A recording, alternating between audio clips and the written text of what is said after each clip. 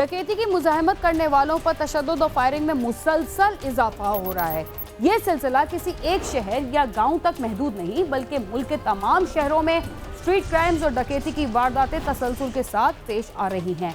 पिछले दिनों मुल्क के सबसे बड़े शहर कराची में हज्जान की दुकान पर बैठे अफराद को लूटने के लिए डाकुओं ने धावा बोल दिया, मगर कुछ लोगों ने मुजाहिमत से काम लेते हुए एक डाकू को पकड़कर तशद्दुद का निशाना बनाया और एक मुलजिम फरार होने में कामयाब हो गया।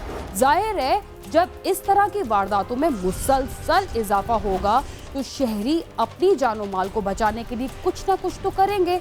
कहा जाता है कि ऐसे मौके पर मुजाहिमत नहीं करनी चाहिए ताकि बेरहम डाकुओं से अपनी जान बचाई जा सके, लेकिन दिन दिहाड़े और सरे राह लूट मार की वारदातें तसलसल के साथ पेश आने लगें तो गरीब शहरियों का कोई पुरसाने हाल ना हो तो मायूसी और गुस्से के मारे उनके सोचने समझने और खामोश रहने की सलाहियतें भी जवाब दे जाती हैं।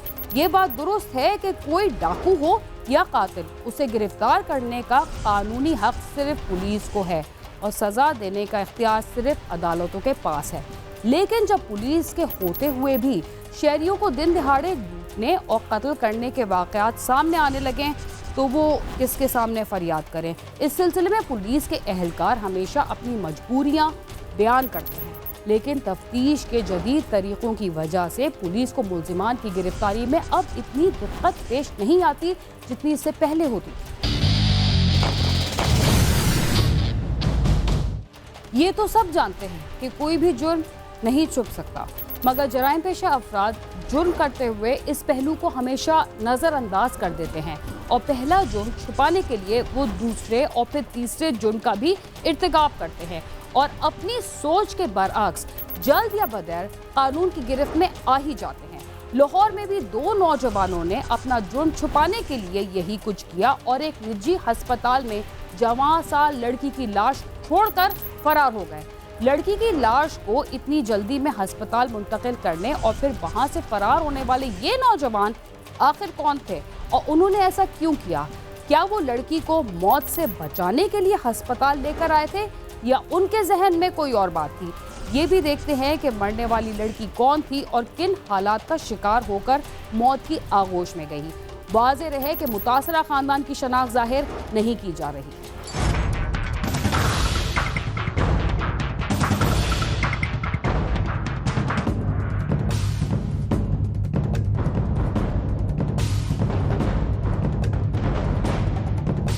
नवाबटाउन के इलाके में रायविन रोड पर एक निजी मेडिकल कॉलेज के टीचिंग अस्पताल में एक जवान लड़की को दो नौजवान एक कार में लेकर आए। लड़की बेसुध थी। एक नौजवान कार में बैठा रहा जबकि दूसरे ने लड़की को उठाया और भागता हुआ इमरजेंसी वार्ड में आया। लड़की को स्ट्रेचर पर लिटाया और फिर उतनी ही तेजी से निकल गया।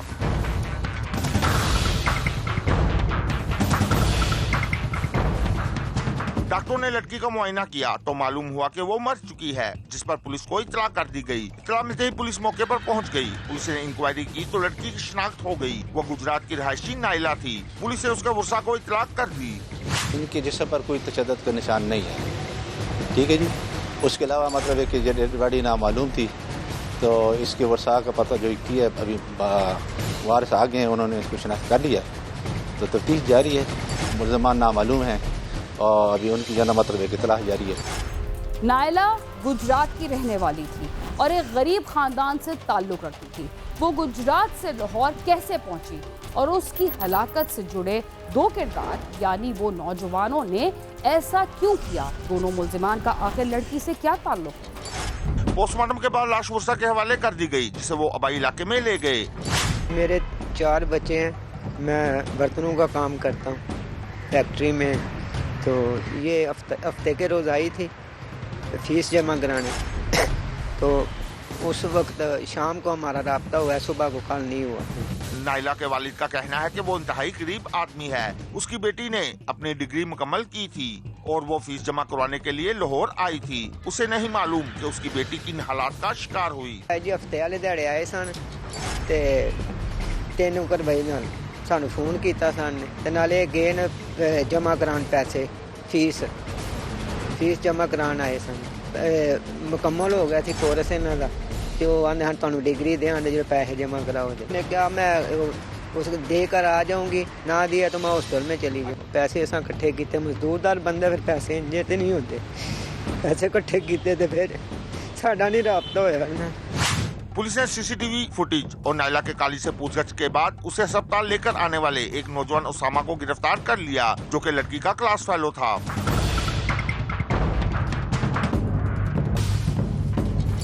गिरफ्तार होने वाले मुल्जिमान से जब पूछताछ की गई तो नाकाबिले यकीन इंकशाफात सामने आए। देखते हैं कि इन बयानात की रोशनी में पुलिस किस नतीजे पर पहुंची और जवां साल लड़की के साथ ऐसे हालात क्यों पेश आए। पुलिस हुकाम के मुताबिक मुल्ज़म उसामा ने इब्तदाई तफ्तीश में इंकशाफ किया कि लड़की हामला थी और इस काते हमल के दौरान उसकी हालत बिगड़ गई और वो दम तोड़ गई। वो लाश को ठिकाने लगाने के लिए अस्पताल में छोड़ गए थे।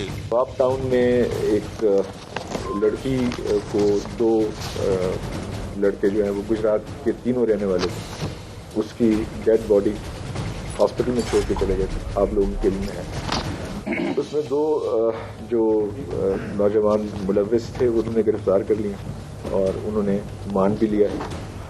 इसको मकतूला को मैं उसका नाम नहीं ले रहा यहाँ पे, और आप जानते हैं कि उसकी क्या वजह है, क्योंकि खातून है, मैं नाम नहीं लेना चाहता। उसको इलाज मुआवजे के लिए शोरकोट ले गए।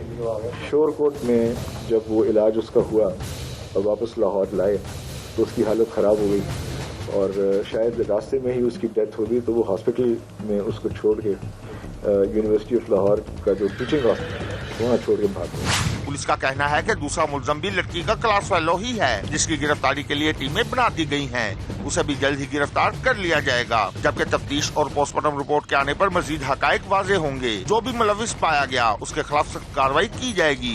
उसके बाद हमने सोचा कि इसको इसका मतलब प्रॉपर ट्रीटमेंट करवाया जाए। ट्रीटमेंट यही था कि उसका आगे वर्शन वगैरह या डीएमसी वगैरह करवाई जाती। उसके लिए हम लोग शोरकोट गए, ठीक है। यहाँ से ना करवाने की वजह ये थी कि जानने वाले लोग थे उसके काफ़ी, जो उसके बकौल जो उसने मुझे कहा कि हमने यहाँ से नहीं करवाना। उसके बाद हम लोग शोरकोट गए, वहाँ से कामयाब सारा कुछ हो गया, बिल्कुल ठीक। वहाँ से वापस आई, जिस टाइम में हम लोग लाहौर वापस पहुँचे, लाहौर पहुँच के हम लोगों ने उसको मैंने सारा मतलब रेस्ट वगैरह दिया। रेस्ट के बाद तकरीबन 20 मिनट का गैप डला के जब मैं उसको छोड़ के गया वापस और 20 मिनट बाद वापस आया तो उसकी तबीयत पहले से बहुत ख़राब थी। ख़राब से मुराद वो ठीक थी, सांसें उसकी चल रही थी। ये इंसिडेंट बिल्कुल हुआ है और उसमें वो एक जो बच्ची है उसकी ज़िंदगी बेचारी की, उसने वो लॉस का बहुत बड़ा हो गया फैमिली का। तो लेकिन पुलिस इसके पीछे है और इंशाल्लाह बच्चे को इंशाल्लाह हम लोग गिरफ्तार कर लेंगे। हम उसके बहुत क्लोज पहुंच चुके हैं और विद एविडेंस इंशाल्लाह वो अरेस्ट हो जाएगा। नायला के बुस्सा ने वज़ीर आला पंजाब से मुतालबा किया है कि लड़की की हलाकत के जिम्मेदारों को जल्द अज जल्द इंजाम तक पहुंचाया जाए और तमाम हकाइक सामने लाए जाएं। कैमरामैन मोहसिन इकबाल के साथ आमिर शहजाद, समा, लाहौर।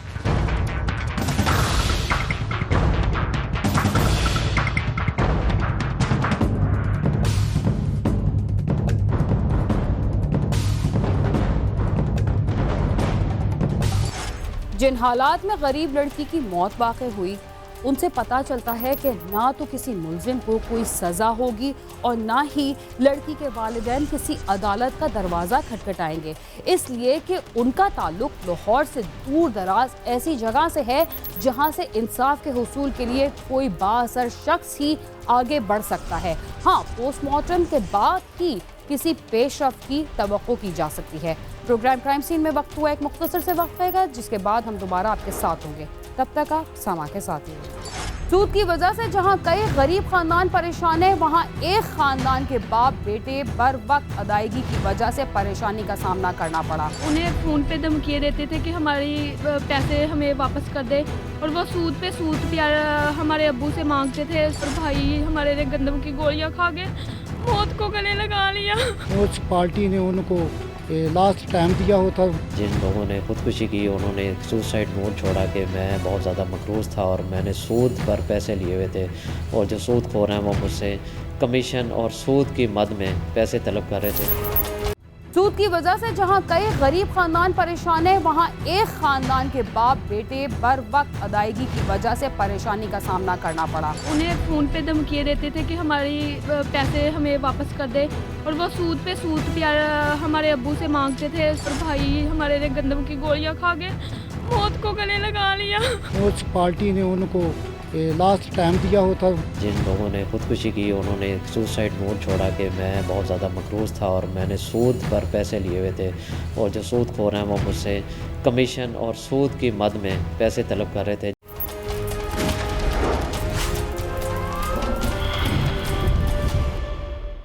प्रोग्राम क्राइम सीन में एक बार फिर खुशामद।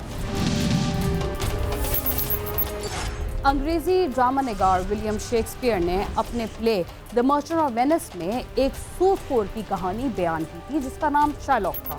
वो सूद का कारोबार करता था और इस तरह जो भी ताजिर उसके पास पैसे उधार लेने आता था उनको बहुत ज़्यादा सूद देना पड़ता था।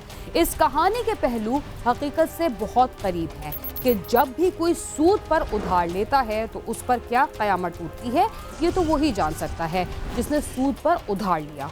ये एक ऐसा धंधा है कि कितनी भी कोशिश की जाए ये ख़त्म नहीं होता और नस्ल दर नस्ल लोग सूद की चक्की में पिसते ही रहते हैं।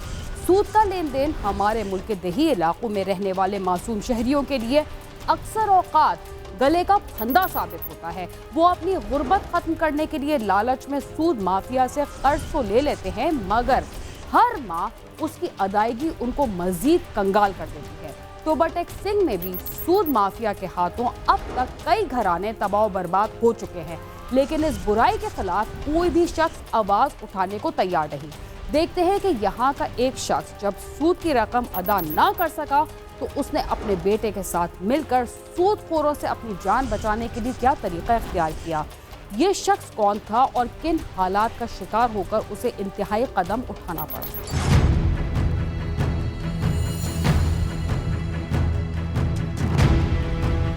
गुर्बत और अफलास के माहौल में जब मुआशी सरगर्मी और जिंदगी की डोर को बरकरार रखने के लिए वसाइल कम पड़ जाएं, तो इस सूरत में हमें एक ही बात याद आती है कि किसी से कर्ज लेकर वक्ती तौर पर गुजारा कर लिया जाए, लेकिन कर्ज और इस पर सूद की अदायगी वबाले जान भी बन जाती है और इंसान इतना बेबस हो जाता है कि वो अपनी जान भी गंवा देता है।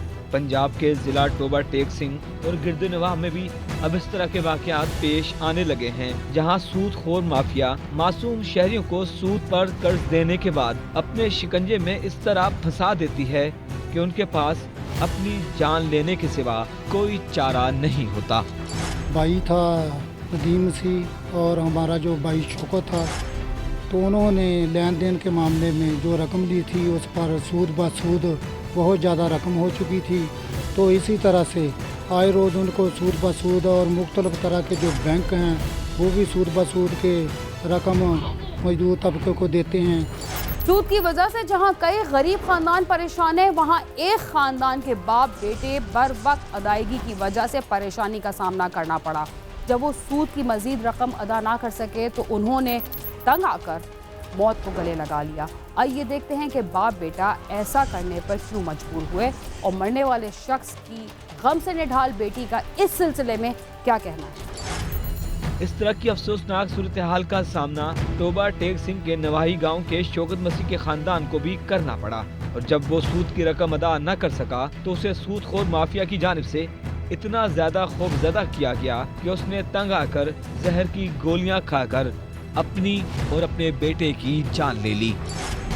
पैसे लेने वाली पार्टी मेरे अब्बू को तंग करती थी और उन्हें फ़ोन पे धमकियाँ देते थे कि हमारी पैसे हमें वापस कर दे, और वो सूद पे हमारे अब्बू से मांगते थे, सूद पे सूद करते रहते थे। और हमारे अब्बू ने इस वजह से आके गंदम की गोलियां खा के, और भाई हमारे ने गंदम की गोलियां खा के मौत को गले लगा लिया। ये जो हमारा बेटा है नदीम और हमारा जो भाई शौकत है, इन्होंने भी जो कर्ज लिया था उस पर भी बहुत सारा सूद ब सूद जमा हो चुका था। उस पार्टी ने उनको यानी कि भी अपना लास्ट टाइम दिया होता। टोबा टेक सिंह और इतराफ के इलाकों में सूदखोर माफिया ने मुनज़्ज़म नेटवर्क कायम कर रखा है। सूदखोर माफिया मुआशी परेशानियों में फंसे मजबूर वो बेबस अफराद को सख्त शराइत पर रकम देता है और 1 लाख की अदायगी पर 10,000 रुपए माहाना सूद वसूल किया जाता है, जबकि सूद पर कर्ज की रकम शहरियों के घरों, गाड़ियों और दीगर कीमती अमलाक के कागजात गिरवी रख कर अदा की जाती है। जिला टोबा टैक्सिंग की पुलिस जो है वो सूदखोरों के खिलाफ बड़ा इफेक्टिवली ऑपरेशन कर रही है। अगर मैं इस हवाले से आपको बताता चलूँ तो थाना अरोती में मुझे इन्फॉर्मेशन मिली कि वहाँ पर कुछ लोग जो है वो सूदखोरी में मुलव्वस है और पूरे इलाके को उन्होंने मकरूज़ कर लिया है, जिसकी इतला मिलते ही उसकी पहले वेरिफिकेशन की गई और वेरिफिकेशन दुरुस्त आने की बुनियाद पर उनके खिलाफ FIR की गई, जिनके अंदर मुलज़मान को गिरफ़्तार करके उनको पाबंदी सलासल किया गया। अहले मोहल्ला का कहना है कि सूद माफिया ने पूरे शहर को अपनी गिरफ्त में ले रखा है। पुलिस और मुकामी इंतजामिया भी सूदखोर माफिया के खिलाफ कार्रवाई से गुरेजा है। मुल्क के हुक्मरान जो इस वक्त काजी हैं या जो हुक्मरान हैं, उनकी जिम्मेदारी बनती है कि वो सूदी कारोबार करने वालों को रोके। कि हुक्मरानों की ये जिम्मेदारी है कि वो उनको सख्त से सख्त सज़ा दे। इलाका मकीनों और मरहूम के लवाहिकीन ने इस घिनौने कारोबार के खात्मे और इस तरह से शहरियों को अपने जाल में फंसाने वाले अफराद के खिलाफ सख्त कार्रवाई का मुतालबा किया है और उन्होंने वज़ीर आला पंजाब और दीगर हुक्काम से इस बात का फौरी नोटिस देने का मुतालबा भी किया है। जिन लोगों ने खुदकुशी की उन्होंने सुसाइड नोट छोड़ा कि मैं बहुत ज़्यादा मकरूज़ था और मैंने सूद पर पैसे लिए हुए थे और जो सूदखोर हैं वो मुझसे कमीशन और सूद की मद में पैसे तलब कर रहे थे, जिससे तंग आकर मैंने खुदकुशी जो है वो उसका रास्ता इख्तियार किया। इस हवाले से भी अभी हम इंक्वायरी जो है वो कर रहे हैं। अगर इस हवाले से अगर हमें कोई मज़ीद सबूत मिलते हैं कि कुछ लोग जो है वो इलीगल यूजरी के एक्ट में मुलव्वस हैं, तो जिस तरह ये मैंने नाम लिया, इसी तरह हुकूमत पाकिस्तान की तरफ से एक कानून भी पास किया गया है जिसको यूजरी एक्ट कहते हैं। उसके तहत सूदखोरों के खिलाफ कार्रवाई की जाएगी। सूदखोरों के हाथों परेशान होकर अपनी जान लेने वाला शौकत मसीह सिर्फ एक फर्द नहीं है। इस तरह के सैकड़ों अफराद आज भी सूदखोरों के चुंगल में फंसे हुए हैं और उन्हें वापसी का कोई रास्ता नजर नहीं आता। ये अरबाब इख्तियार की जिम्मेदारी है कि वो इस तरह के अनासर पर काबू पाएं। सुल्तान सिद्धू, समा, टोबा टैक्सिंग।